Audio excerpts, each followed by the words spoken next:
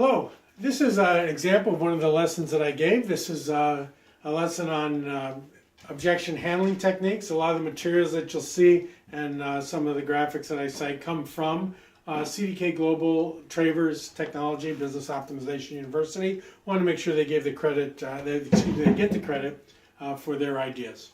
So obviously I always start out with some kind of little graphic to engage people, break the ice. This was when we Browns thought that Johnny Manziel was going to be our savior. Of course that didn't work out. But okay, there are 4 types of objections. If you boil down all the type of objections you have out there, I think you can go and find that there are 4 archetypes that you're going to run into.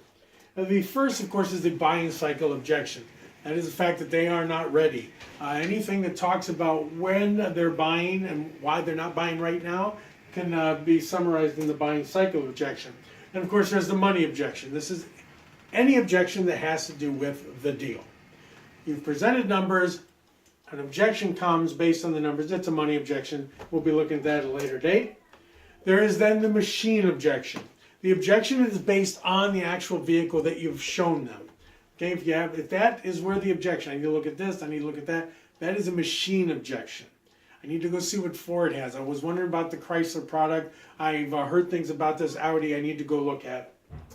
And then finally, the personality conflict objection. For this objection, the TO is your method. We're not going to get into this today too, but don't fear the personality conflict. It happens. There are sometimes you just aren't going to mesh with somebody. But if you handle it professionally, you may not get all the pie, you still get half a pie, and you get a chance to earn a relationship down the road from them as well. So that's going to be the final objection type, but again, not one we're going to cover today. I want to look at buying cycle and machine objection. First, I want to do with the machine objection. This is the first place I've been. I got to talk with my wife. I need to do more research. I got to drive that other vehicle. You know, this is why I'm not buying today. There's something that has to do with another vehicle out there. And of course, this or even the buying cycle objection that we're going to look at. The very first thing you do when you have these objections, the first thing that comes out of your mind when somebody tells you, I'm not buying today because X. I need to do this. And the thing you should say is, you should. This is contrary to what we've been taught in sales for years, because what you're doing is, yeah, go ahead. Whatever you just said, go look. But you need to do it sincerely. You should do this. Now, it doesn't stop there. Okay? It doesn't stop. When you say you should, something dramatic's happening. Now, unfortunately, the car business, we've got that reputation. Everybody still thinks we're locked in the 70s. And they fear us. There's so much apprehension still.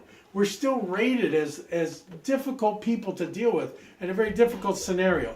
So when you say you should, there's something psychologically is going to happen on the other side of that table. Oh, okay. That was easy. I got out of it. The guard is down. And that ultimately was your goal, was to get the guard down so that we can move on to find out what really is happening. So buying cycle objections, the first thing you want to do, pace their decision to be a good shopper. And by pace, we mean compliment them. You should. This is a very big investment, and it's something you work with every single day. It only makes sense to carefully consider the vehicle that you're choosing and to make sure you've exhausted all the options before you commit to just one. It's a good idea. Wow. It gets me. This is fantastic. Determine where they are in their buying cycle. So then, you've said that. The guard is down. They aren't going to be asked to buy anymore. Okay. Now everybody's relaxed. So tell me, by the way, where would you say where you're at in the buying cycle? And like all other things, don't have an open-ended question. You ask an open-ended question, you're going to get an open-ended answer. Offer suggestions of a timeline. Where would you say that you are in your buying cycle right now? Would you say you're still kind of beginning, contemplating, the selection process, getting close to the end? Body language expects an answer. And then they're going to tell you their time frame. Oh, well, yeah, see, we're still looking at our options and stuff like that. Oh, okay, now, wherever they're at in the buying cycle, kind of describe it. Talk about what they're doing. Plant in their head, even if they aren't doing it. You're telling them what they're probably doing right now. Okay, so Oh, so you're still investigating. Okay, so you're probably looking at a bunch of different cars, probably reading a lot of reports, been online at a bunch of different sites. Oh, yeah, that's good. Yeah. Or maybe they'll start converting. Remember, every time they start talking, they're providing you valuable information to help close the deal. So you pace their momentum. Then you determine the time frame. So based on that, then you're, what, 6 months out, a couple days out, 2 weeks. You get my body language. Non-threatening, just curious, we're friends, we've been talking all this time. They're telling you when. If they say so 6 to 8 months out, okay, you may have a tire kicker. If that is true, you may indeed have a tire kicker. And by the way, we have strategies after the sale for unsold follow-up traffic where we're going to ask to reaffirm this. So don't worry about it right now in this moment. Find out what they say. If they say, oh, well, just a couple days, ooh, all right. Now you know they're in that 72-hour window. You better be paying attention on your best game. So you determine their time frame, discuss possible scenarios. This is where you have the big suppose. So suppose I have a vehicle that comes in that's in the color, has the options you want, talk about what you've been talking with them. What's their 20% of the car they're interested in? So suppose a scenario comes up where all these things have happened and it's just perfect. And the last thing you do is maybe it's even going to save you a little bit of money. What should I do? So if they say, they're probably going to say, you just explained the perfect scenario. They're going to say, why? Well, call me. Even if it means modifying your time frame a little bit. Because you don't want to be obtrusive. Don't go and explain all this. Stick to just the basic principles. Telling you the psychology behind it. So suppose something comes up. I find the Escape you want with the little kick foot hatch opening thing, and it has the leather and that rare color you were looking for. And maybe there's some rebates and stuff, even going to save you a little bit of money. What should I do? You set up a scenario where the obvious answer is, you call me, dummy. So what do? Oh, I'll call me. Even if that means, modifying your time frame a little bit. Not even that means you're going to come in and buy it. No. Even if it means I'm going to modify the time frame a little bit. Oh, yeah. Because, I want to know. Now. Okay. Help me out. What should I be looking for? And then shut up. Suppose this perfect scenario comes about that has this, that, and might save you some money. What should I do? You should call me. Even if it's going to modify your time frame a little bit. Yes. Okay, great. Just want to know. So what should I be looking for? Get that pen. Put that pen to the notebook. Look down at the notebook and get ready to start writing. Get ready to start writing because your body language has said you are now going to provide me with the information I need to present you with the perfect scenario that will make you buy here, not anywhere else. What should I do? When all of those things come together, almost all the time, you're going to see somebody give you the scenarios they want, and really what you're getting is the boiled down objection. Without having to play all the traditional games and without having to bring in the big closer, bring in the big time operator, and twist, you have basically softly gone inside, opened the side of their cranium, stepped in, looked around, and found your objection. There's the dream scenario, and they are laying it out for you. If you're on the phone doing this, you set the appointment if you can. If you do know that the scenario whatever they just presented, I would have this, and this, and through Locate or something, you can make that happen. You might go to see if you can do a follow-up appointment. Maybe you can see if it could happen now. But again, don't ruin the rapport you just had, but obviously move the ball forward. Don't set up a scenario that if they describe a scenario you can do, suggest maybe we're talking about do something to get them in front of a new face to advance your sale in a way that respects what you've just done with them. Now let's talk about the machine objection. So again, I got to go look at machine X. I'm sorry. I got to go look at the competition. You know, that's the kind of guy, I got to go look. Again, first two words. Right. You should. Okay, that worked. Guy's off my back. Now, two things you want to do now is you want to nail them down. You want to basically psychologically take his conscience, take a nail, and hammer it into your desk. So he is bound to your desk by promises he's about to make. You are just gathering information, want to compare some specs and that. Right? Yeah. If he says, no, I'm probably going to buy it because your car is crap. Oh, there's your objection. Now you can move on from there. But if he's like, well, yeah, most people are like, yes, I want out of this. Yes. I'm just getting information. And you're not going to make a hasty decision, right? Right. Okay. So, suppose, and now we're going to paint a picture. Suppose when you get there, you test drive the X model. You've looked at it, and then, you've gathered your information, and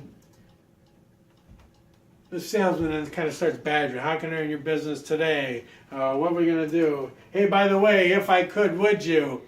And then maybe when that doesn't work and they keep hammering you with stuff, they make you sit there, and then they bring in some other guy, the closer guy, that's going to put you in a headlock, and try to commit you and push you to make a hasty decision and those sorts of things. They kind of block you in a corner and try to make you commit one way or the other.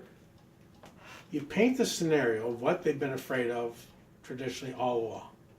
Hopefully not paint a picture of what you've just put them through, but you paint them the picture of what, suppose this happens. And the picture you want to paint, a little graphic, but it's a picture of suppose they're trying to close you.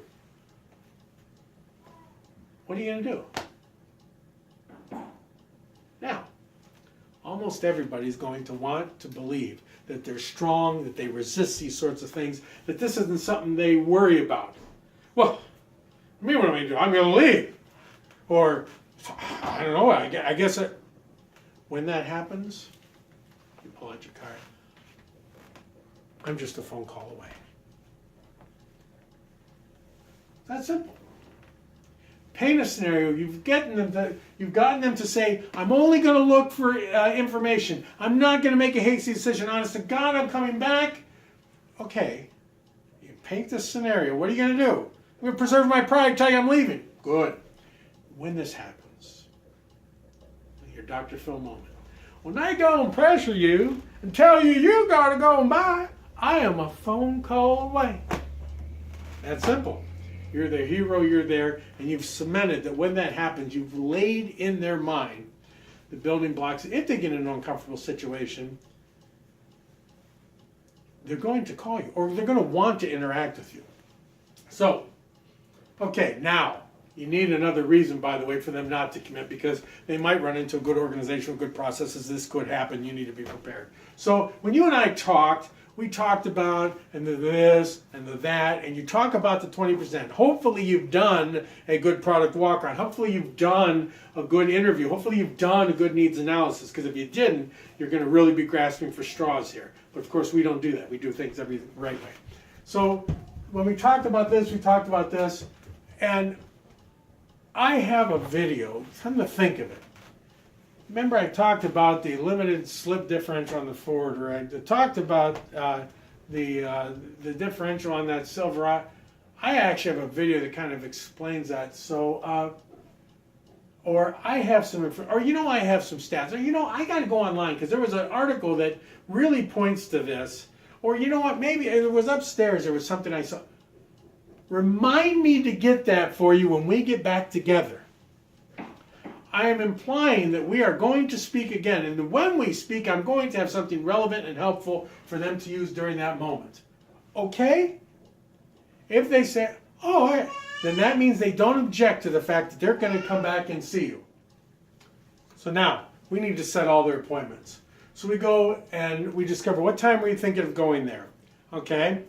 And then maybe even give suggestions. Like you're setting your own appointment. Was this better, that better? Okay, about this time. Then you go and you calculate, you take control. So you're going to go there, it'll take you probably about 20, 25 minutes for the test drive. You probably gather some information. So if you're going at 6, you should be all done, wrapped up about 7:30, right? Okay, and we're about 20 minutes away.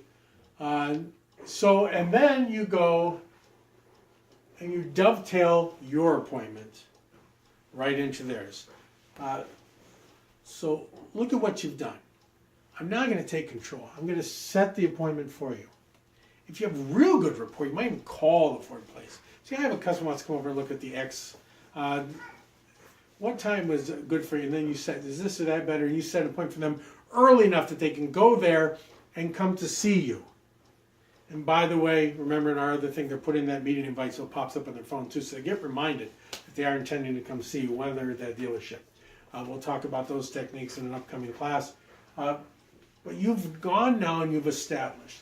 You've accepted that they're going to look. You've accepted that they're going to be gathering some information, that they're not making a hasty decision. You put the scenario in there. What if your arm is twisted? When that happens, you're a phone call away. Hey, by the way, don't forget, when you come back, I have this for you because I'm going to set up a reason we need to get back together, a reason that benefits you, not me. And then finally, you know what, so when are you going? Let's lay this out because you're a nice structured person, and so I'm going to structure this for you, and then when you're done, you're coming to see me right because we're going to go over that stuff that I talked about. You have now gone and totally controlled that. It works if you believe in it, it works if you deliver it, but absolutely if you do not role play this, if you do not do this method to yourself while you're shaving in the morning, putting on your makeup, doing your hair, getting dressed, straightening your tie, if you don't practice it, it's going to be awkward. So you can either practice with customers and real opportunities and get through your practice, your hits and misses, or you can go and do this, practice this so that when you're with the customer, it is polished and it is smooth and it is believable and delivered in such a way to give you the results you want. Thank you very much for your time. Again, my name is Jeff Novak. You can reach me directly by email, jeff@whyBuyEngagement.com, or call me 440-812-6357. This and many other lessons are available to help your sales staff become the very best at what they do. Thank you so much for watching.